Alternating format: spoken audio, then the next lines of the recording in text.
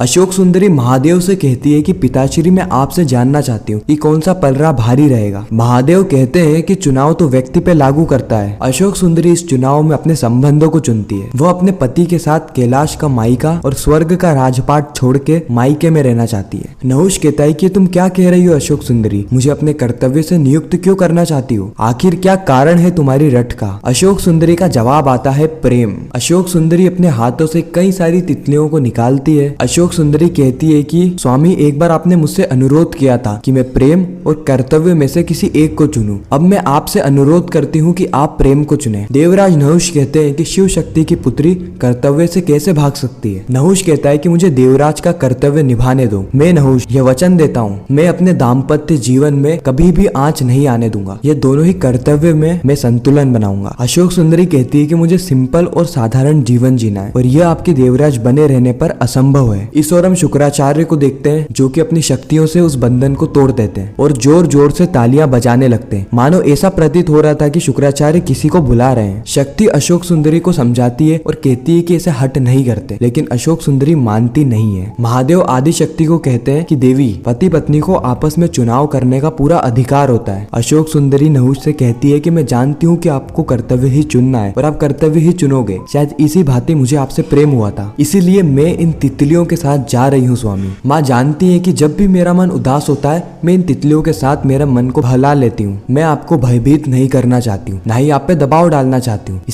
इसीलिए जब भी आपको प्रेम की आवश्यकता पड़े इन तितलियों का पीछा करके मेरे समक्ष आ जाना। मैं हमेशा ही आपकी प्रतीक्षा करूंगी। इतना कह के अशोक सुंदरी वहाँ से चली जाती है। शुक्राचार्य कहते हैं कि क्या कुल का कोई भी असुर जीवित है? क्या कोई है जो कि असुरी कुल के असुरी परंपराओं को पुनः स्थापित करने के लिए? अगर कोई है तो मेरे समक्ष प्रकट होइए। मैं शुक्राचार्य तुम्हारा आह्वान करता हूँ। लेकिन शुक्राचार्य के सामने कोई भी प्रकट नहीं होता है। इस ओर हमें नहुष को बताया जाता है जो कि महादेव से विनती करता है और कहता है कि महादेव बचा लीजिए मेरे संसार को। मुझे कर्तव्य और प्रेम के बीच में चुनने के लिए खड़ा मत कीजिए महादेव। मैं यह निर्णय नहीं ले पाऊंगा। इस विडंबना से निकलने का कोई मार्ग सुझाइए महादेव। महादेव कहते हैं कि यह जीवन व्यक्ति के मार्ग में उन्हीं कठिनाइयों को कांटा बनाता है जो कि वह सहन कर सके। नहुष चुनाव तो तुम्हें अवश्य ही करना होगा। कई बार ऐसा होता है कि आपको यह प्रतीत होने लगता है कि इस मार्ग से निकलना तो असंभव है, लेकिन आपका मन हर असंभव को संभव कर सकता है। कि भाग्य कभी भी आपके सामने उस द्वार को बंद नहीं करेगा जिसकी चाबी आपके पास ना हो। इसलिए नहुष अपने भीतर उस हल को ढूंढिए, बाहरी दुनिया में नहीं। नहुष कहता है कि महादेव मैं निर्णय नहीं ले पा रहा हूँ। महादेव कहते हैं कि जब मन क्या चाहता है इसका स्मरण बुद्धि को नहीं होता तब भ्रम की उत्पत्ति होती है। आप वह निर्णय नहीं ले पाते जिसके लिए आप सज्ज होते हैं। जब आप ऐसी स्थिति में आए तो अपने मन को शांत कीजिए और उससे पूछिए कि आपके जीवन का अंतिम निर्णय क्या होना चाहिए। अशोक सुंदरी तो अपना सत्य बता चुकी है, वह प्रेम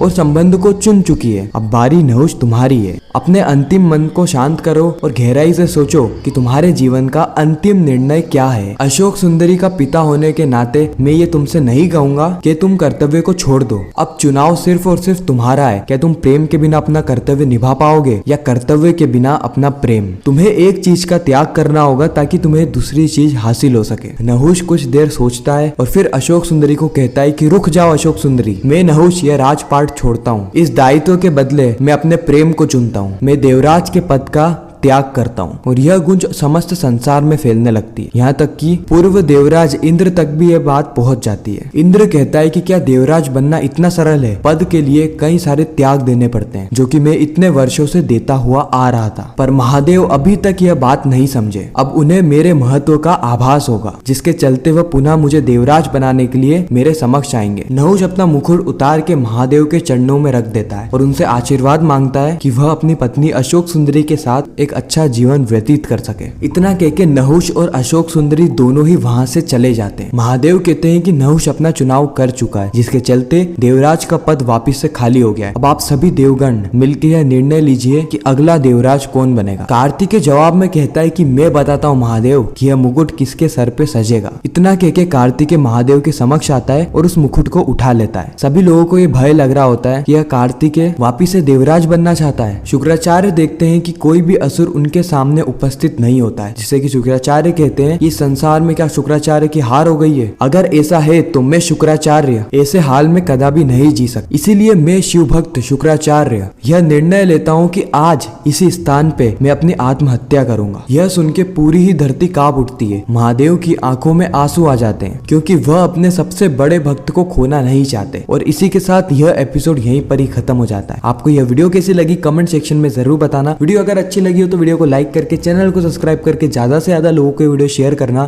ताकि हमारी फिर से मुलाकात हो।